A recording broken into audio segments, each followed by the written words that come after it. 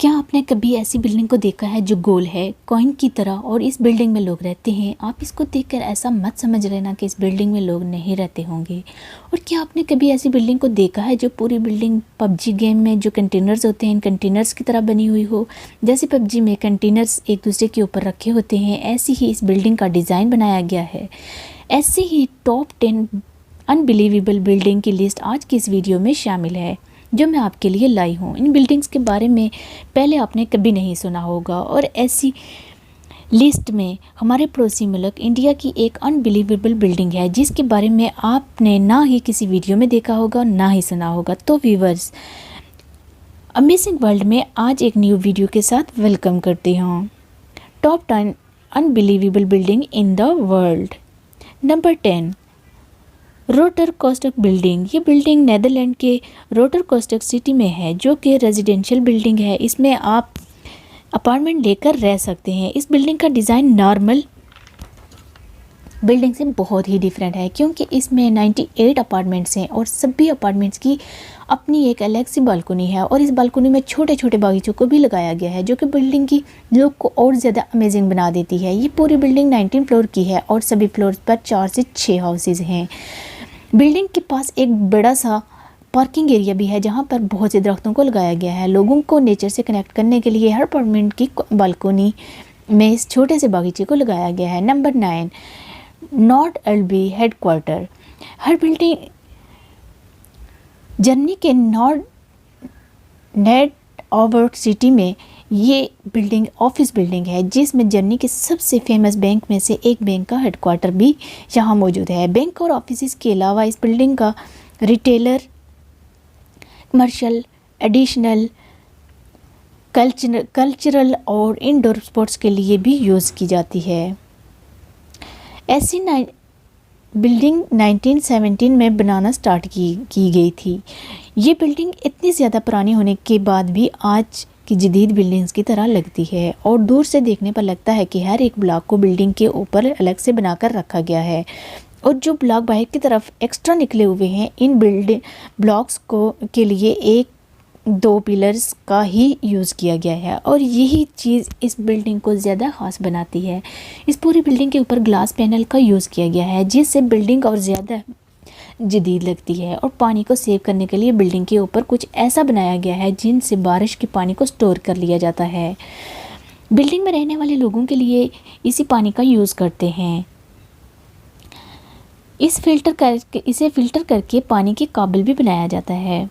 Number 8, bear brush. इस building का दूसरा नाम बियर पिंसल भी है जो कि बर्लिन में है। ये 47 मीटर ऊंची है। इस बिल्डिंग को 1970 में एक फ्यूचर बिल्डिंग के तौर पर बनाया गया। जिसने इस बिल्डिंग को बनाया था इसका मोटिव इतना ही था कि फ्यूचर में इस तरह की बिल्डिंग को इससे भी बड़ा बनाया जा सकता है। ये बिल्डिंग देखने में एक फ्यूचरिस्टिक बिल्डिंग देखने में ही लगती है क्योंकि इसमें छोटे छोटे अपार्टमेंट्स बनाए गए हैं। वो अपनी बेस से काफ़ी ज़्यादा बाहर की तरफ निकले हुए हैं और बिल्डिंग के इस डिज़ाइन को पेन से इंस्पायर होकर बनाया गया था। इस बिल्डिंग की दूसरी साइड से ऊपर जाने के लिए सीढ़ियों को भी बनाया गया है। Number 7, 1000 museum.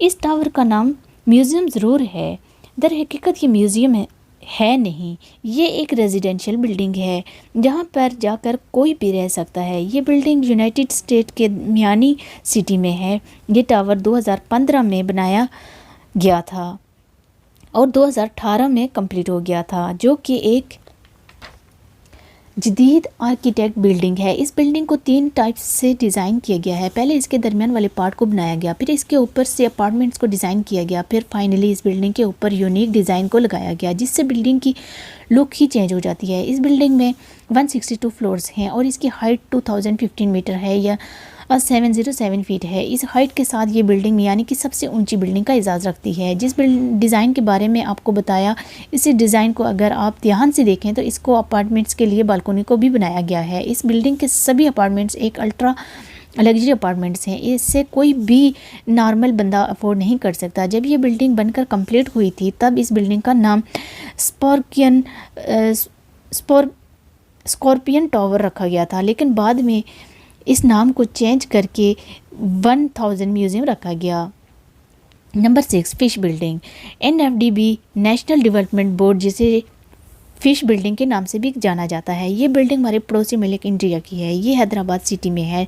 लोगों को इसके बारे में ज़्यादा पता ही नहीं है कि इंडिया में भी ऐसी यूनिक बिल्डिंग्स हो सकती हैं। जैसा इस बिल्डिंग का नाम है फिश बिल्डिंग, ऐसे ही इस बिल्डिंग की शेप है। ये एक मछली की तरह है। इस बिल्डिंग में 4 फ्लोर हैं। ये बिल्डिंग 1992 में बनकर कंप्लीट हो गई थी। इसमें अंदर जाने के लिए साइड में ही सीढ़ियों को लगाया गया था और इस पूरी फिश टाइप बिल्डिंग को पुल के ऊपर रखकर बनाया गया है। नीचे की पूरी जगह खाली है और जब आप इस मछली की आंख देख रहे हैं वो खिड़कियां हैं।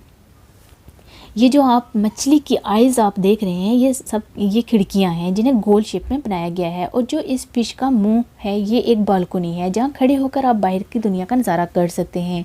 और जो इस फिश बिल्डिंग के ऊपर कलर किया गया है वो नाइट में शाइन भी करता है। नंबर 5 एब्सोल्यूट टावर, जिसे एब्सोल्यूट वर्ल्ड के नाम से भी जाना जाता है। ये 2 टावर्स हैं जो कि कनाडा में हैं। इनको 2007 में इनकी कंस्ट्रक्शन स्टार्ट की गई थी और 2012 में ये दोनों टावर बनकर कंप्लीट हो गए थे।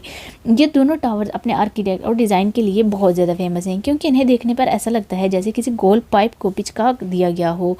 इन दोनों टावर्स की ऐसी डिज़ाइनिंग की गई है कि इंटरनेशनल डिज़ाइन कंपटीशन में इन टावर्स को 4th नंबर पर रखा गया। इन दोनों टावर्स में से जो टावर्स ऊंचा है इसमें 56 फ्लोर्स हैं और जो टावर थोड़ा छोटा है उसमें 50 फ्लोर्स हैं, जिसमें ऊंचे वाले टावर की हाइट है 1079.5 मीटर जो कि 579 फीट, और जो कि दूसरे छोटे वाले टावर की जो हाइट बनती है वो 161.2 मीटर यानी 529 फीट बनती है। दोनों ही टावर्स बेस से टॉप तक 2009 डिग्री मुड़े हुए हैं। जैसे इस स्वीडन की बिल्डिंग ट्रेंच शो है इसी तरह से कुछ इस बिल्डिंग को भी डिज़ाइन किया गया है। Number 4 American copper building. ये बिल्डिंग न्यूयॉर्क सिटी के मैनहट्टन में है। ये दोनों बिल्डिंग्स हैं और दोनों ही आपस में जुड़ी हुई हैं। ये सिर्फ एक स्विमिंग पूल से आपस में जुड़ी हुई हैं, मतलब कि दोनों बिल्डिंग्स के आपस में एक स्विमिंग पूल ही है जो ज़मीन से 300 फुट ऊंचा स्विमिंग पूल है। दोनों ही लग्जरी रेजिडेंशियल बिल्डिंग्स हैं जिसमें आपको रेस्टोरेंट्स, अपार्टमेंट्स, शॉपिंग मॉल्स, ये सारी चीज़ें आपको इन बिल्डिंग्स में देखने को मिल जाएंगी।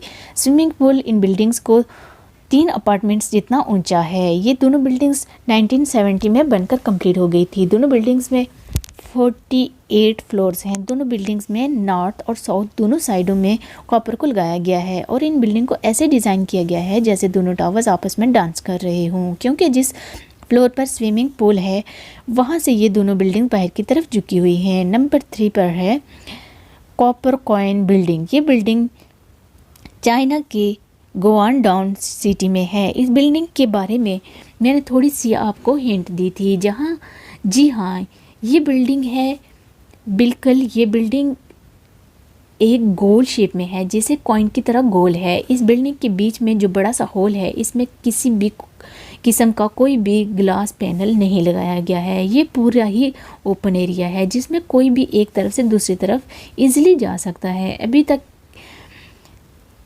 किसी ऐसी बिल्डिंग को शायद आपने नहीं देखा होगा, तो इसी खुशी में एक लाइक तो ज़रूर बनता है और साथ ही मेरे चैनल को सब्सक्राइब भी कर दें। इस बिल्डिंग को 2013 में बनाना स्टार्ट किया गया और 2013 में ही कंप्लीट हो गई। इसमें टोटल 33 फ्लोर्स हैं और इसकी हाइट 38 मीटर यानी 453 फीट ऊंचाई है। इस बिल्डिंग में जितने भी रूम्स हैं इन सब की अपनी अलग अलग छत है और इसके ऊपर कॉपर की पॉलिश की गई है। इस बिल्डिंग को दूर से हो के लगता है कोई पहिया ज़मीन पर खड़ा होकर रख दिया गया हो। Number 2 bound finance centre. ये बिल्डिंग भी चाइना की शंघाई सिटी में है। ये बिल्डिंग देखने पर आपको एक सिंपली बिल्डिंग लग रही होगी, लेकिन इसके ऊपर जो पाइप्स को लटका दिया गया है इसकी 3 लेयर्स हैं जो कि हर टाइम घूमती ही रहती हैं। इन पाइप्स के ऊपर ये कॉपर की पॉलिश की गई है जिन्हें कॉल्टन बोला जाता है। इन कॉल्टन के चलने की स्पीड बहुत ही स्लो है जो कि बिल्डिंग के चारों तरफ घूमते रहते हैं और मूव करते रहते हैं। तेज़ हवा में ये साउंड भी करते हैं। ये बिल्डिंग एक कल्चर सेंटर है जिसके अंदर शॉपिंग मॉल, रेस्टोरेंट्स, ऑफिस सब कुछ मौजूद है। अब हम बात करते हैं हमारी नंबर 1 बिल्डिंग के बारे में जिसका नाम है द द इंटरलैस ये बिल्डिंग सिंगापुर में है। इस पूरी बिल्डिंग को ऐसे डिज़ाइन किया गया है जैसे एक के ऊपर एक ब्लॉक को रखकर बनाया गया हो। और व्यूअर्स, जिस बिल्डिंग के बारे में मैंने आपको स्टार्टिंग में बताया था, ये वही बिल्डिंग है जो पबजी गेम में कंटेनर्स होते हैं जो कि एक के ऊपर एक रखे होते हैं। उसी तरह की डिज़ाइनिंग इस बिल्डिंग में भी की गई है, जैसे सभी कंटेनर्स को एक दूसरे के ऊपर रख दिया हो। इसकी कंस्ट्रक्शन 2007 में स्टार्ट हुई और 2013 में ये बनकर कंप्लीट हो गई। इसमें टोटल 25 फ्लोर्स हैं और 1040 रूम्स 1040 रूम्स हैं। इस बिल्डिंग में लिफ्ट का भी यूज़ किया गया है जिसमें 43 लिफ्ट्स हैं और ये पूरी बिल्डिंग एक दूसरे ब्लॉक के ज़रिए आपस में कनेक्टेड है। एक बिल्डिंग से दूसरी बिल्डिंग में आसानी से जाया जा सकता है। सभी रूम्स में अपनी अपनी अलग अलग बालकोनीज़ हैं और सभी ब्लॉक की छत पर छोटे छोटे पौधों को भी लगाया गया है। इस बिल्डिंग में जितने भी ब्लॉक्स का यूज़ किया गया है वो सारे ब्लॉक्स 6 स्टोरीज़ तक ही ऊंचे हैं और ये सिर्फ 31 ब्लॉक्स हैं। इस बिल्डिंग में रहने वाले लोगों के लिए ये सारी फैसिलिटीज़ दी गई हैं। Swimming pool, gym, basketball court, tennis court, children ground, children play ground, ये सारी सहूलतें यहाँ पर रेजिडेंशियल को ही दी गई हैं।